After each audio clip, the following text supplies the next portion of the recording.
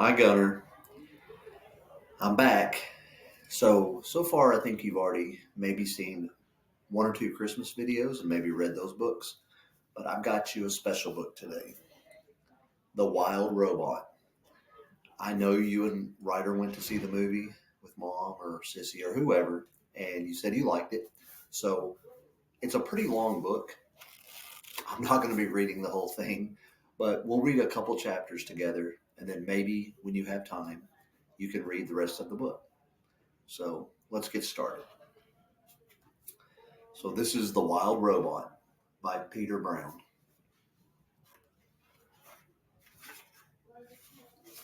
Chapter 1, The Ocean. Our story begins on the ocean, with wind and rain, and thunder and lightning and waves. A hurricane roared and raged through the night, and in the middle of the chaos, a cargo ship was sinking. Down, down, down to the ocean floor. The ship left hundreds of crates floating on the surface, but as the hurricane thrashed and swirled and knocked them around, the crates also began sinking into the depths. One after another, they were swallowed up by the waves until only 5 crates remained. By morning, the hurricane was gone. There was no clouds, no ships, no land in sight. There was only one, there was only calm water and clear skies, and those 5 crates lazily bobbing along an ocean current. Days passed, and then a smudge of green appeared on the horizon.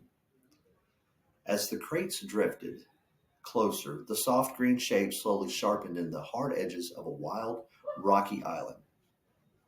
The first crate rode to shore on a tumbling, rumbling wave, and then crashed against the rocks with such force that the whole thing burst apart. Now, reader, what I haven't mentioned is that tightly packed inside each crate was a brand new robot. The cargo ship had been transporting hundreds of them before it was swept up in the storm. Now only 5 robots were left. Actually, only 4 were left because when that first crate crashed against the rocks, the robot inside shattered to pieces. The same thing happened to the next crate. It crashed against the rocks and robot parts flew everywhere. Then it happened to the next crate and the next. Robot limbs and torsos were flung onto ledges. A robot head splashed into a tidal pool. A robot foot skittered into the waves. And then came the last crate. It followed the same path as the others, but instead of crashing against the rocks, it sloshed against the remains of the first 4 crates. Soon, more waves were heaving it up out of the water. It soared through the air, spinning and glistening until it slammed down onto a tall shelf of rock. The crate was cracked and crumpled, but the robot inside was safe. Chapter 3, Chapter 2, The Otters. The island's northern shore had become something of a robot gravesite. Scattered across the rocks were the broken bodies of 4 dead robots.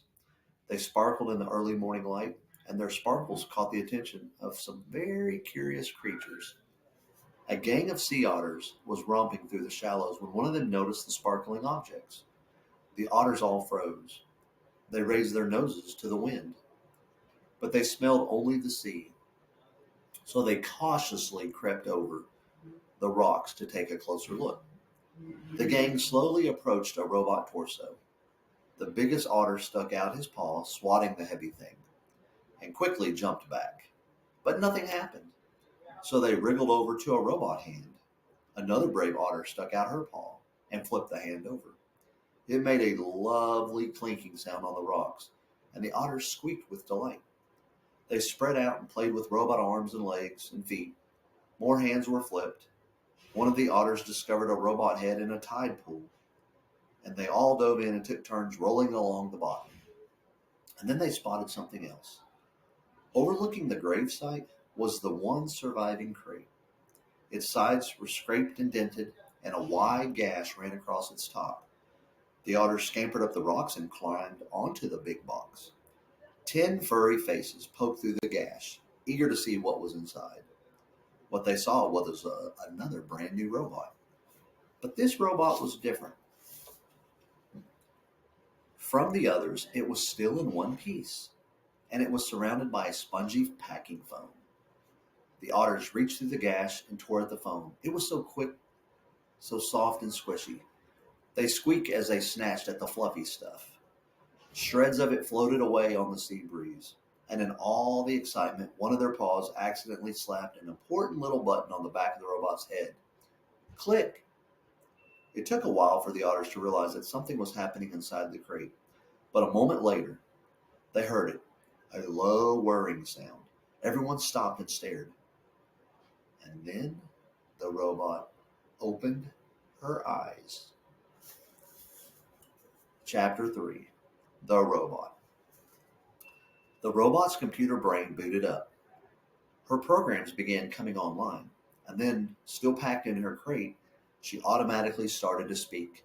Hello, I am Rosm Unit 7134, but you may call me Roz.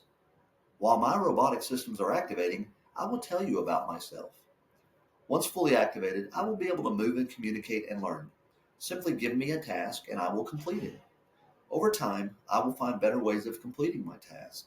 I will become a better robot. When I am not needed, I will stay out of the way and keep myself in good working order. Thank you for your time. I am now fully activated.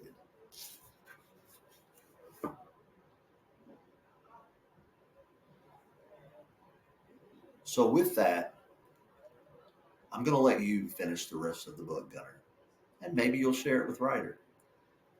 After all, you both saw this, and Ryder, you need to practice your reading too. So to that end, I love you. Merry Christmas. Happy holidays. Help your mom out. Do good in school. Be good for your brothers and your sister. Always remember Dad loves you guys. Bye.